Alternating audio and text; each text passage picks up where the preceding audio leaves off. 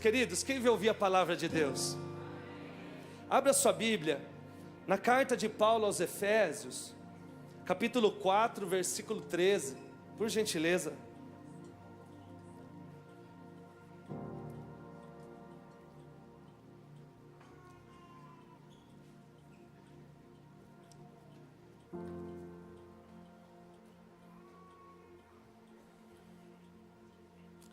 Efésios capítulo 4, versículo 13. Eu quero ler a palavra de Deus com vocês. Posso ler, sim ou não? Sim? Ok. Até que todos, alguns, poucos, até que, fala para o teu irmão, então essa palavra, irmão, eu acho que comeu muito macarrão. Fala assim, até esqueci, ó. Vocês são fogo, viu? Aí eu fico parando, eu perco o negócio aqui. Tá, obrigado. Sempre o Espírito Santo me lembra. Ele é poderoso, irmãos. Você pode aplaudir o Espírito Santo? O poder que ele tem. Fala para o teu irmão, se é todos, esta palavra é para nós todos. Não tem como fugir. Amém ou não? Vou contar até 3. Quem quiser fugir, não, fique aqui. Essa palavra é para nós. Até que todos alcancemos a unidade da fé e do conhecimento do Filho de Deus. E chegamos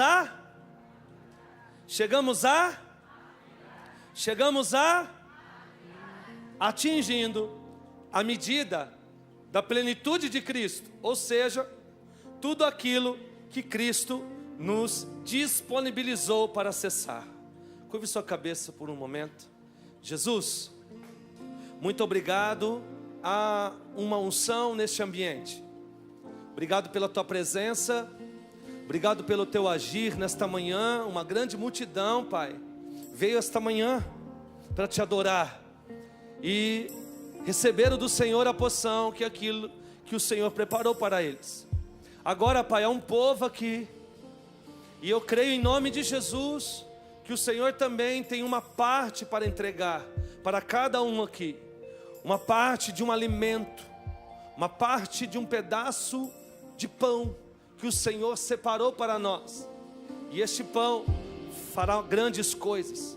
Este pão nos fortalecerá, nos guiará, trará um novo tempo, para que eu possa acessar esta nova etapa da minha vida e de cada vida dos seus filhos aqui.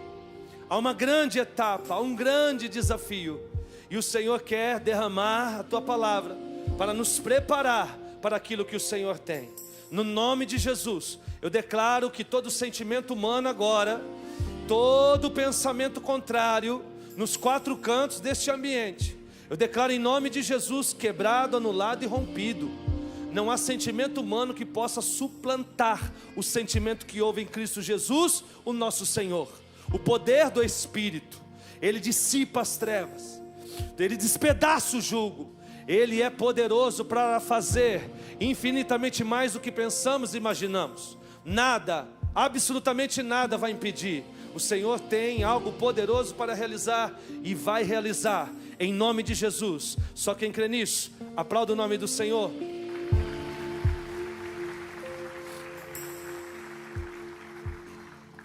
Quando nós analisamos uma fruta, nós vimos que esta fruta tem 3 estágios. Quantos estágios?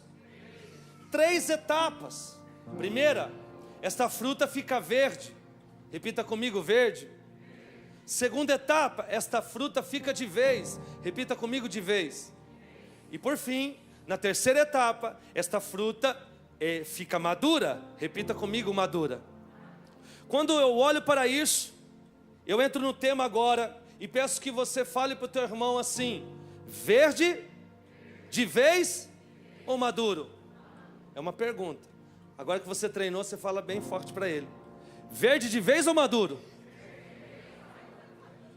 O tema desta mensagem, embora seja um pouco cômico, e na verdade essa é a intenção, nós entendemos que a maioria das frutas, quando nós comemos ela verde, ou ela é amarga, ou ela é azeda, ou ela amarra a nossa boca, sim ou não? Agora você fala para o teu irmão, você amarra ou adoça? Porque quando a fruta é madura, ela é doce em nossos lábios, diga amém. Tudo isso, nós vimos que ser maduro, trazendo para nós agora, saindo um pouco da fruta, ser maduro, uma pessoa madura, é ter maturidade. Nós vimos que a definição da palavra maturidade no português é num estágio adulto, uma condição de plenitude, saber ou habilidade adquirida. Mas quando a gente vai para o grego, que é a palavra teleios significa perfeito, completo, maduro, plenamente desenvolvido, ou seja, adulto. Maturidade é ser adulto. Repita comigo, ser maduro é ser adulto. Por isso que Paulo também escreveu o seguinte em Colossenses 1:28. Nós o proclamamos, advertindo e ensinando a cada dia com toda a sabedoria, a fim de apresentarmos todo homem perfeito, ou seja, maduro em Cristo. Paulo está dizendo à igreja o seguinte: todo o nosso trabalho é para que um dia a gente entregue você no reino perfeito diante de Deus, maduro diante de Deus. Mais do que isso, esta palavra está dizendo que Paulo está advertindo, ou seja, corrigindo, mas também ensinando, porque toda vez que eu vejo na palavra de Deus, a palavra maturidade, ela vem carregada dentro de um trilho chamado ensino. E quando nós olhamos isso, nós vimos que a pedagogia de Deus, Ele ensina, mas também corrige. Repita comigo, meu Deus, Ele ensina, mas também corrige. Quando nós olhamos a correção, nós vimos que a correção faz parte de quem está aprendendo. Diga amém por isso. Se você se sente corrigido pela palavra de Deus, pelo nosso Senhor, fique tranquilo, você está num tempo de aprendizagem. E para aprender é preciso corrigir. Nós dentro de uma escola, nós aprendemos, fazemos a avaliação e a professora nos corrige, sim ou não? Não será diferente com o nosso Deus. Mas quando temos uma correção, automaticamente na nossa mente soa como uma desaprovação.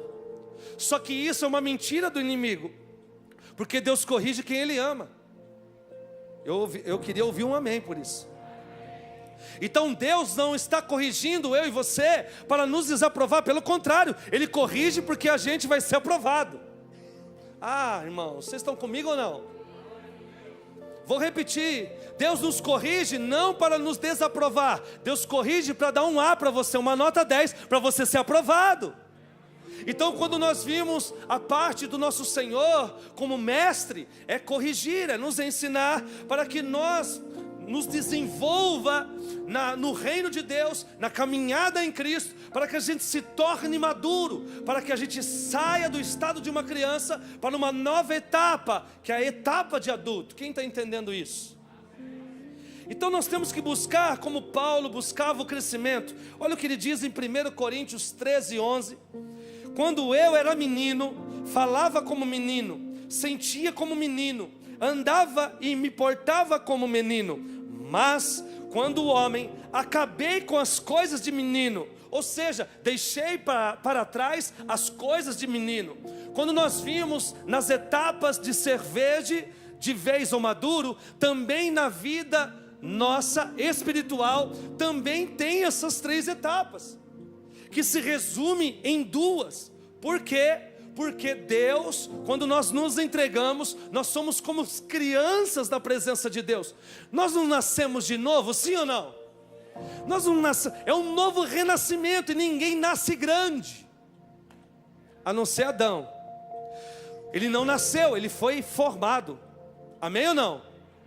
Então na verdade, quando nós se entregamos a Jesus, nós somos como um bebê na presença de Deus, diga amém. E isso não pode parar eu e você nesta etapa de criança, porque Deus tem um amadurecimento ao longo da nossa caminhada de fé cristã, através dos princípios e através do ensinamento da palavra de Deus, e mais do que isso, o próprio ensino do Espírito Santo em nós, trazendo experiência, perseverança, provações e situações que nos formam, que nos faz crescer, que nos nutre, que nos desenvolve, diga amém por isso, que nos faz mais fortes a cada dia, que nos traz em glória, a cada dia em fé, vencendo as labutas da vida, saindo do estágio de criança e amadurecendo, se tornando a cada dia o varão perfeito, em busca da perfeição que só há em um varão, a saber, Jesus Cristo de Nazaré, o perfeito, o modelo, aquele que é o nosso Redentor, aquele que é o esplendor da glória de Deus. Ele é tudo o que nós temos como referência no céu, na terra e debaixo da terra. Cadê aqui quem quer crescer nesta? Você pode aplaudir ele, por favor? Eu não mereço, mas ele merece. Pois bem, sou um pouco ruim também quando nós somos chamados de menino. Quando Paulo fala isso, ou você fala para mim e eu falo para você, que agimos como menino às vezes, isso também soa como criança. Eu falar que uma pessoa de 82 anos, que se rendeu ao Senhor, e dizer que ele é uma criança na fé, pode soar uma coisa pejorativa. Sim ou não, irmão, sem demagogia? Sim, mas quando eu olho Jesus dizendo isso para as crianças, eu me animo. Olha o que ele diz, Mateus capítulo 18, versículo 3. E disse Jesus: eu lhes asseguro que, a não ser que vocês se convertam e se tornem como crianças, jamais entrarão no reino dos céus. Porquanto quem se faz humilde como esta criança, este é o maior no reino dos céus. Diga amém por isso. Lógico que Jesus não estava dizendo para a gente ter atitudes de uma criança, mas sim uma humildade no reino como uma criança. Então uma criança para Deus é o mesmo peso de ter um ancião para Deus. Uma alma que é um feto é a mesma coisa que este homem de 82 anos que nasceu de novo. Todos nós temos o mesmo valor. Por quê? Não, vou fazer você perguntar. Pergunte por quê? Porque até Jesus foi menino. Fala para o teu irmão, é forte demais. Jesus foi menino. Ele nasceu como uma criança. O Deus encarnado veio à terra como uma criança e passou os processos de amadurecimento. Nós vimos que Deus, quem? Não está fraco. Quem? Deus não trouxe algumas etapas e situações para Jesus enquanto ele era menino. Deus esperou o amadurecimento do nosso Jesus como homem, para assim, a partir dos 30 anos, que é a maioridade, ou seja, para o judeu, o homem só se torna homem a partir dos 30 anos. É a cultura deste povo. E ele aguardou os 30 anos, amadurecendo, para assim Deus o chamar para as coisas maiores, para assim Deus dar mais responsabilidades para ele e fazer dele o Redentor, aquele que nos salvou e deu o nome acima de todo nome para ele. Mas antes disso, antes de usar ele com poder, antes de usar ele na profecia, antes de usar ele na cura, Jesus foi um menino, e Deus não deu algumas coisas para ele enquanto ele estava nesta etapa. Tem coisas que Deus não permitiu ainda para nós, porque ainda podemos ser um menino. Tem coisas que eu vou acessar a partir do meu amadurecimento na fé, no Espírito, no reino, em Deus. Por isso que está escrito numa caixa de medicamentos o seguinte: deixe fora do alcance das crianças, porque uma criança não pode manusear este remédio ainda. Então nós temos que entender de uma forma fácil o seguinte, repita comigo: a criança... Não, vamos lá bem forte, irmãos. Amém ou não? Vamos lá? Repita comigo: a criança faz o que quer, mas o adulto faz o que precisa fazer. Estão entendendo a diferença? Estão entendendo a diferença, sim ou não? É isso que Deus está nos chamando, está dando com conta-gotas para nós a revelação da palavra nesta noite. A maturidade espiritual consiste em passar de uma etapa sem trazer coisas, pensamentos e sentimentos da outra etapa como menino. Nós temos que passar para esta etapa de amadurecimento, crescer na graça e no conhecimento, atingir a estatura, o amadurecimento, mas deixar as coisas de menino. Por isso que Paulo falou: eu acabei com as coisas de menino. Eu fui menino, pensei como menino, me comportava como menino, falava como menino, mas agora que eu sou adulto, eu passei de fase, eu cortei tudo que era o que eu fazia como menino. Podemos observar várias atitudes imaturas na vida de um rei. Pergunte qual? Saul. Ele começou muito bem. A Bíblia vai dizer em 1 Samuel 10:10 o seguinte: chegando em Gibeá, um grupo de profetas o encontrou. O Espírito de Deus se apossou de Saul e ele profetizou no meio deles. Saul, quando foi chamado, era um homem que juntou com os profetas e começou a profetizar, mostrando que ele estava na estatura que Deus precisava dele para este reinado. Embora foi o povo que o escolheu, mas se ele não estivesse preparado, Deus não iria chamar. Fato é que nós vimos que ele era sábio também no início da sua caminhada e não revidava. 1 Samuel 10:27 vai dizer o seguinte: alguns vadios, porém, disseram: como este homem pode nos salvar? Pode reinar sobre nós? Desprezaram Saul e não trouxeram presente algum, mas Saul ficou calado. Ele, se fosse uma criança e não trouxesse presente, mas agiu como um adulto. Pois bem, no início da caminhada, Saul nos mostra que ele era grato e reconhecia o Senhor. A Bíblia vai dizer em 1 Samuel 11:13: Saul, porém, disse: hoje ninguém será morto, pois neste dia o Senhor trouxe libertação para Israel. Estava tudo certo com Saul. Ele estava numa estatura pronta para ser uma bênção. Ele começou muito bem, mas quando aconteceu algo na vida dele, começou uma decadência. Pergunte o quê? Não aceitou a correção. 1 Samuel 15:20 disse Saul: mas eu obedeci o Senhor, cumpri a missão que o Senhor me designou, trouxe Agag só, o rei, mas exterminei todos os amalequitas.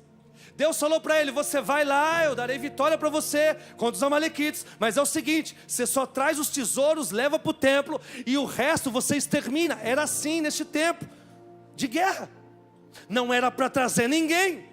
Mas agora ele diz: Senhor, eu obedeci, mas em parte. Eu obedeci, só trouxe o rei. Eu obedeci, mas eu não fiz isso. Irmãos, em nome de Jesus, a Bíblia diz que seja na nossa vida sim, sim e não, não. Diga amém.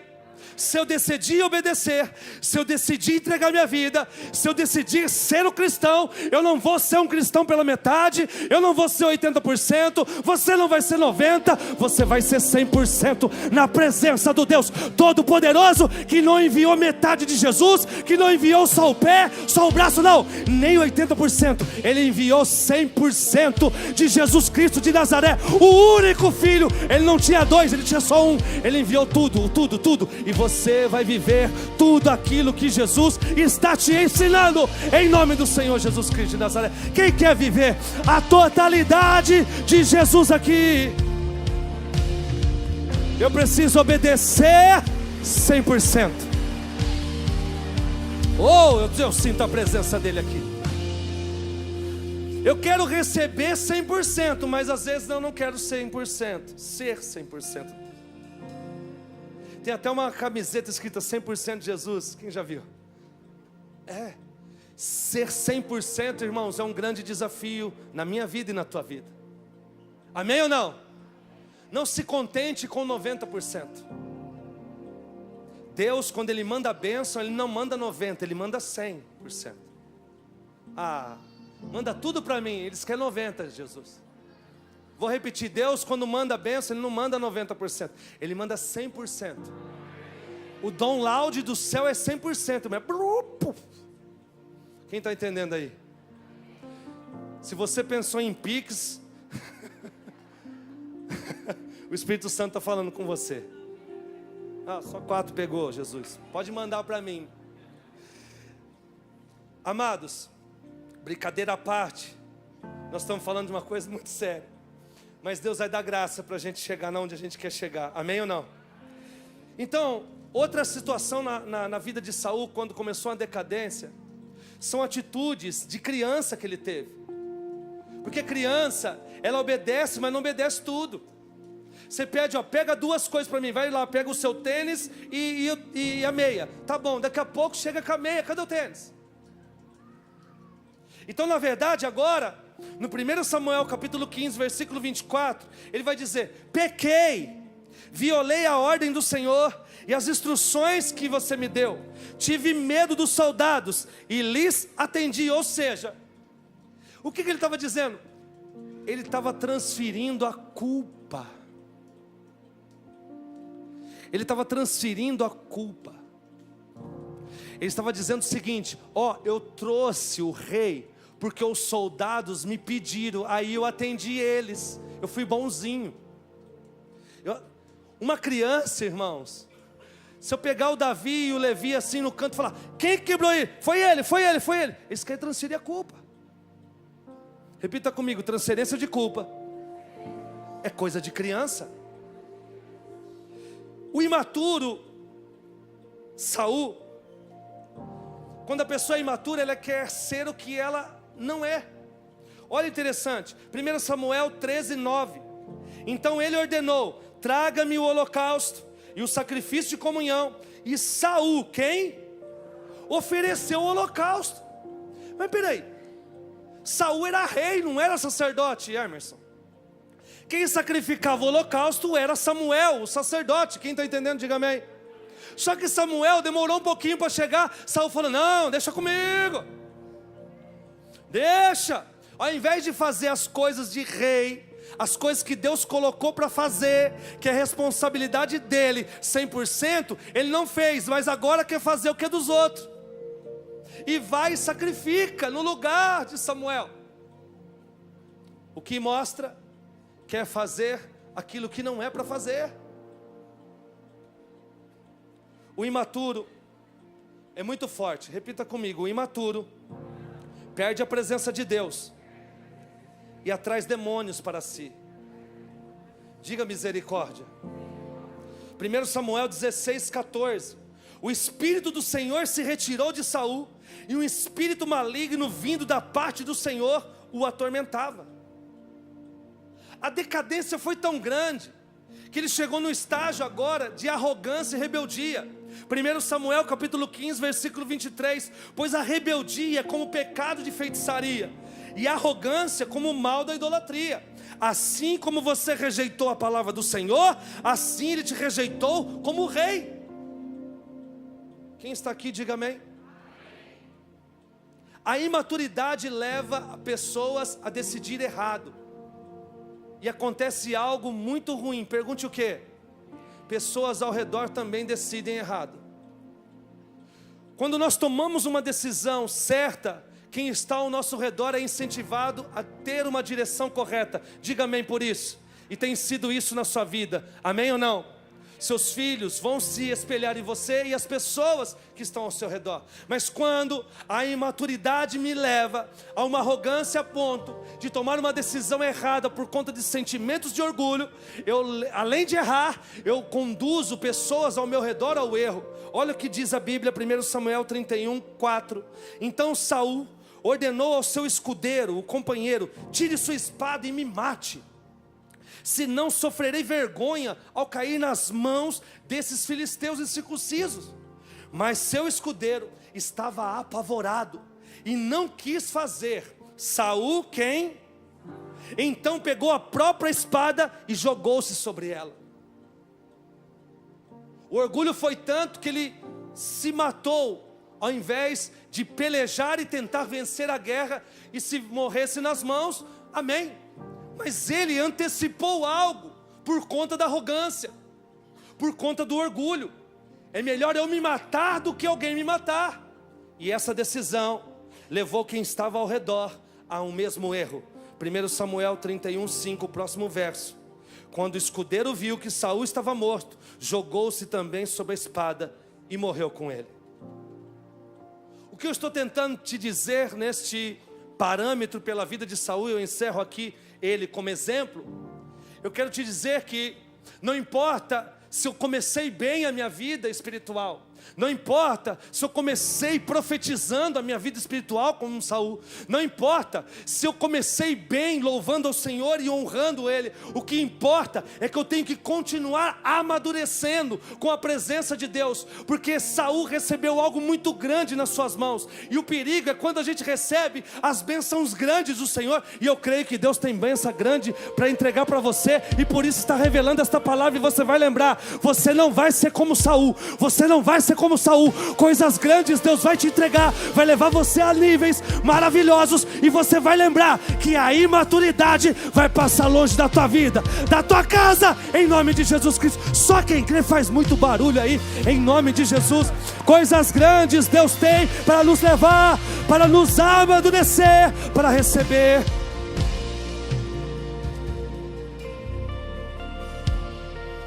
Como eu sei se eu sou imaturo ou não? É algo desafiador, mas eu peguei algo muito simples, é só você ver. A criança é imatura, sim ou não? Sim ou não? Sim. Se a gente observar para uma criança, nós vamos ver como ela é, e se eu estou sendo como ela. Amém ou não? Então vamos lá. Uma criança, ela não quer responsabilidades.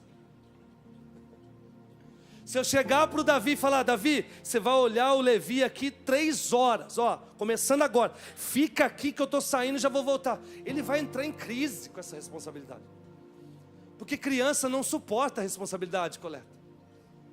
E muitas vezes, deixa para lá, vamos caminhar aqui. Olhando ainda para uma criança, nós vimos que uma criança tem em seu ser, desde pequeno, o egoísmo, sim ou não? Sim ou não? Dá um pirulito para cada um, e se um acabar primeiro, o que acontece?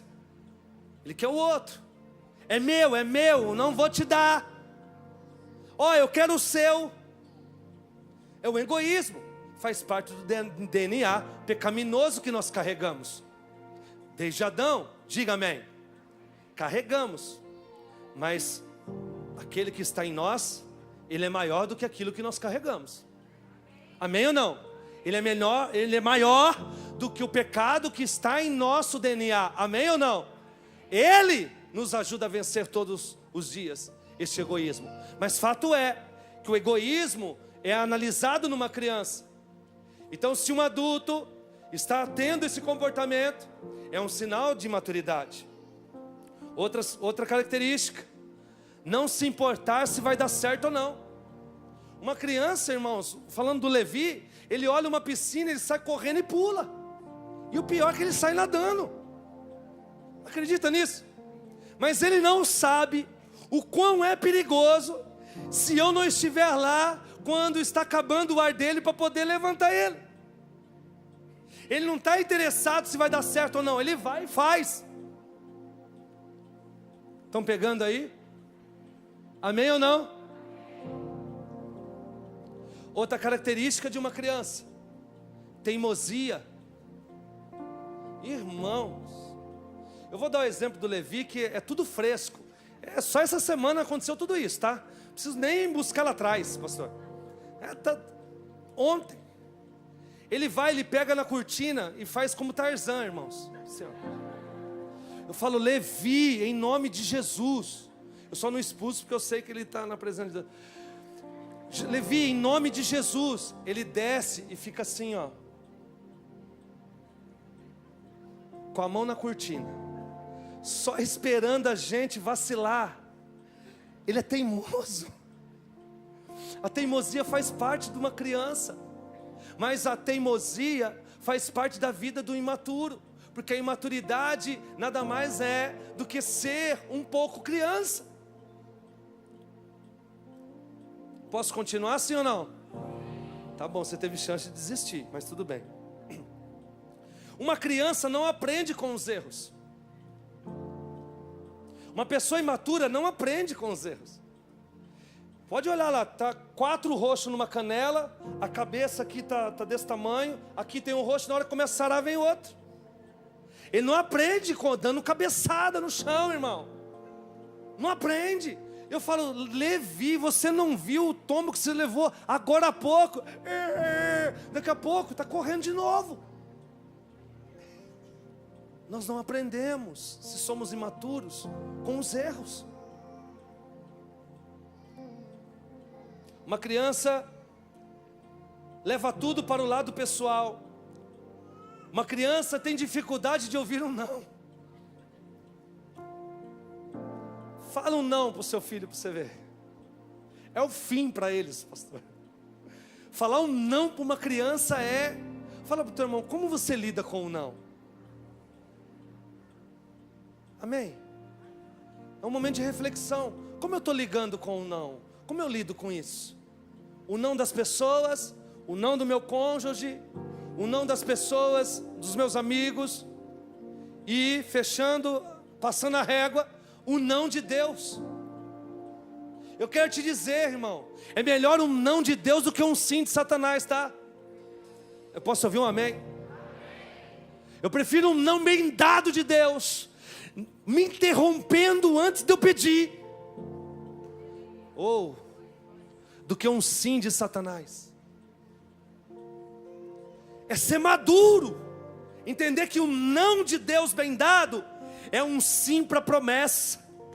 Um não de Deus bem dado é um sim para a bênção. Um não de Deus bem dado é um sim para o futuro, melhor do que você planejou.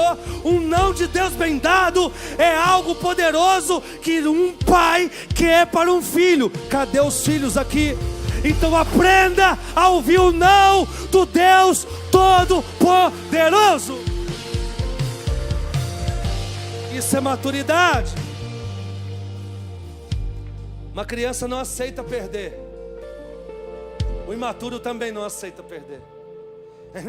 Fica ali, e fica ali. Já perdeu, mas fica, não solta, não sai. Fica aquela conversinha, irmão. Eu não tenho paciência, eu saio de perto. Não tenho tempo para isso. Amém ou não? Não, mas porque...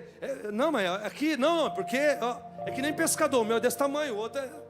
Cadê os pescadores aqui? Sempre pescou maior, mas ninguém viu, não tira foto, não... E agora, pastor, tem um negócio assim, que o peixe é desse tamanho. Só que quando faz assim, ó, um jogo de posicionamento, traz para a cabeça, não sei como é que faz, o peixe fica desse tamanho. Aí vai ver uma sardinha enlatada e acha que é uma baleia. Mas fato é que o imaturo não aceita perder. Eu quero te dizer uma coisa. Eu e você vamos perder muito. Pode dizer amém aí. Mas perder não quer dizer que você não vai ser mais do que vencedor em Cristo Jesus. Pergunte por quê? Porque Jesus disse: quem quiser ganhar a sua vida, perdê-la. Eu prefiro perder na presença de Deus. Eu prefiro perder na obediência de Deus. Eu prefiro perder, porque eu sei que no final eu sou mais do que vencedor em Cristo Jesus, o meu Senhor. Cadê os vencedores aqui? Aceite, às vezes, pode aplaudir ele. Aceite perder.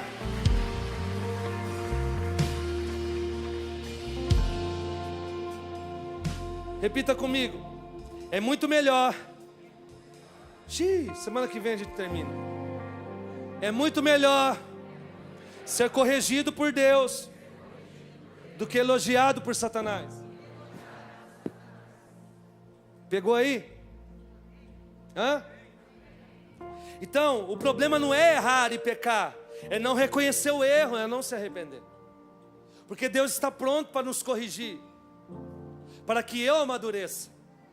Provérbios capítulo 12, versículo 1. O que ama a correção, ama o conhecimento, mas o que aborrece a repreensão é insensato. Ele foi até meio tranquilo aqui, na palavra insensato. Então nós temos que amar o nosso Pai, porque Ele nos corrige.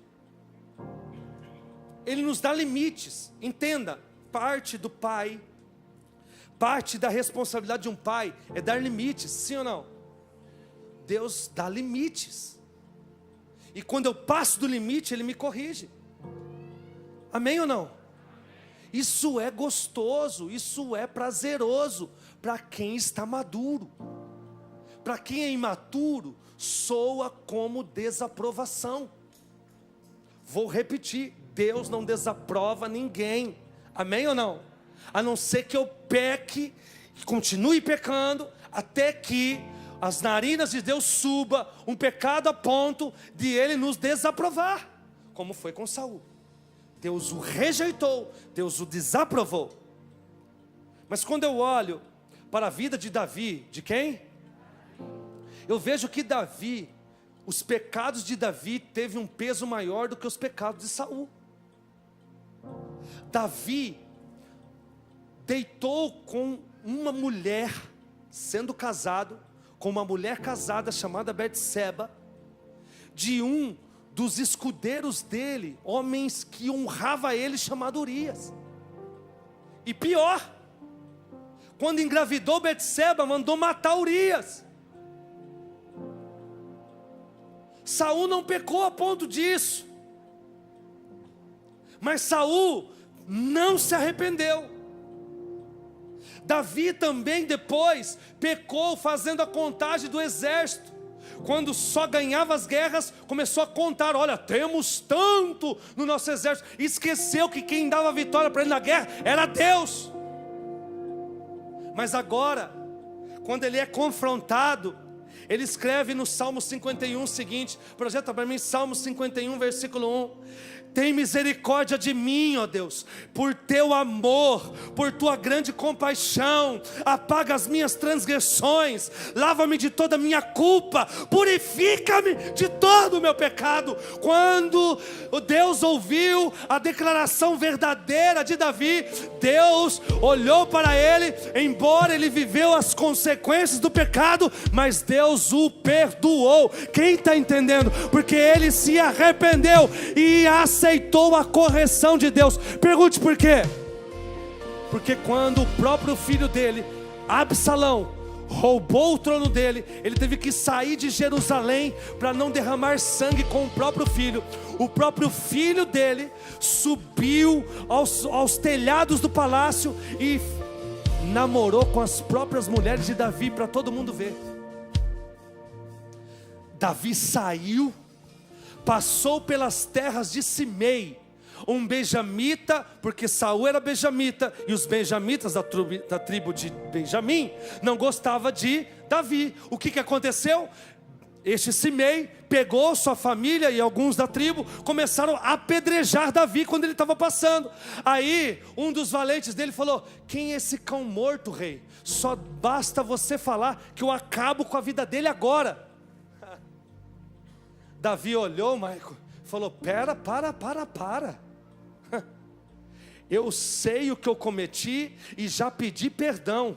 E se Deus permitiu essas pedradas, eu prefiro levar as pedradas e ficar quietinho, porque eu sei o que Deus tem preparado para mim. Irmão, em nome de Jesus, você está levando pedrada, você está tendo consequências de alguma coisa, fique tranquilo. O que importa é você não arredar o pé da presença de Deus, porque daqui a pouco as consequências passam e você vai viver tudo aquilo que Deus prometeu para você. Porque se você se arrependeu, pronto. Está arrependido? Pronto. Pronto.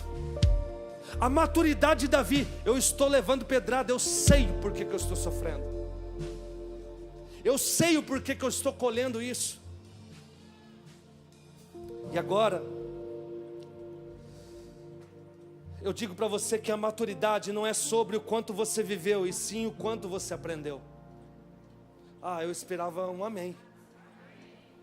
A maturidade não é o quanto você viveu, o tempo que você está na presença de Deus, mas o quanto você aprendeu neste tempo que você está com Deus. Porque eu posso ter 30 anos e não ter aprendido nada. E o aprender não é só aprender a Bíblia e estudar a Bíblia. O aprender é o conhecer sobre Deus. Tem gente que não sabe ler, mas tem muita experiência. O que Deus está falando de conhecimento é o quanto eu conheço Ele e Ele me conhece. Isso é intimidade. Temos que estudar a Bíblia? Sim, perfeito. Mas mais do que isso, eu tenho que prosseguir a conhecer o meu Deus, porque quanto mais eu conheço Ele, mais Ele me conhece. Quanto mais Ele me conhece, mais eu me conheço.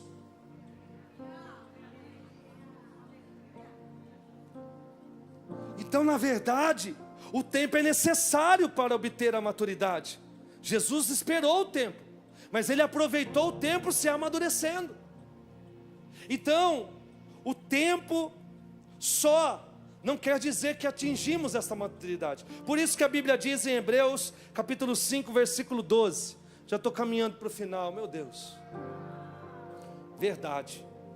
Olha o que está escrito em Hebreus capítulo 5, versículo 12 em diante. De fato, embora a esta altura já devessem ser mestres, Paulo está falando: você já teve tempo para ser mestre. Vocês precisam de alguém que lhes ensine novamente os princípios elementares da palavra de Deus. Estão precisando de leite e não alimento sólido.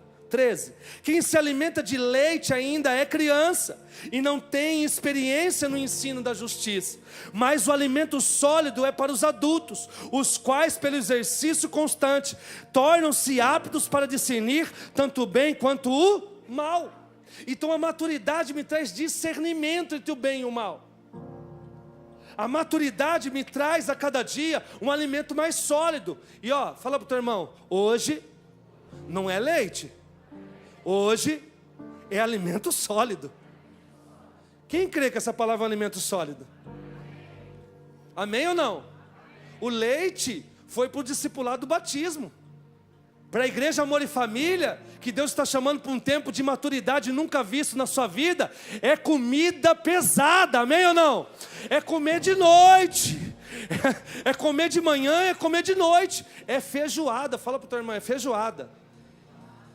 Quem suporta aí mais um pouquinho? Só metade, então vou encerrar aqui, pastor.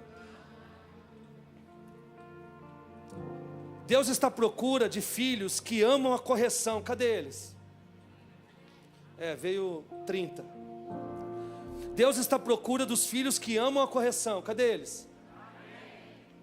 O ensino e desejam aprender para amadurecer na fé. A fé vai ser o precursor desse amadurecimento. A fé é tudo. Sem fé é impossível agradar a Deus.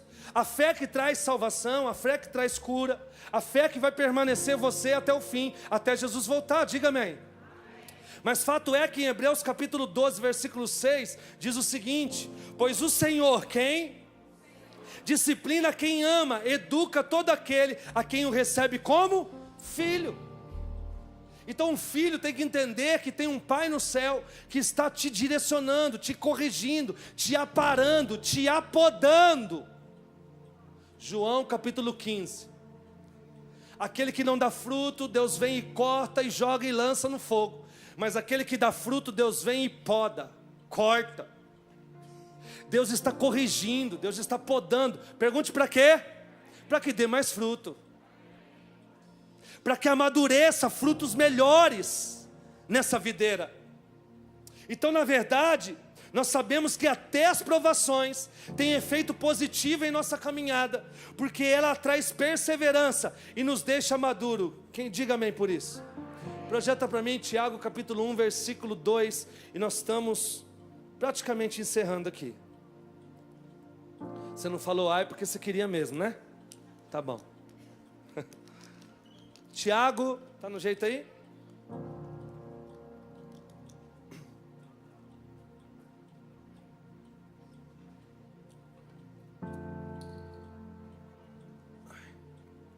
Vamos lá?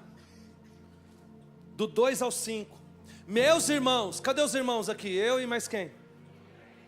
Considere o motivo de grande alegria o fato de passarem por diversas provações. Pois vocês sabem que a prova da sua fé produz perseverança, diga amém. E a perseverança deve ter ação completa, a fim de que vocês sejam íntegros, sem que falte a vocês coisa alguma. No 5 para encerrar.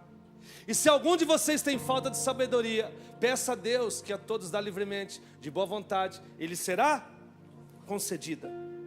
O que Tiago está escrevendo é o seguinte: a provação faz parte da pedagogia de Deus para nos deixar mais maduros.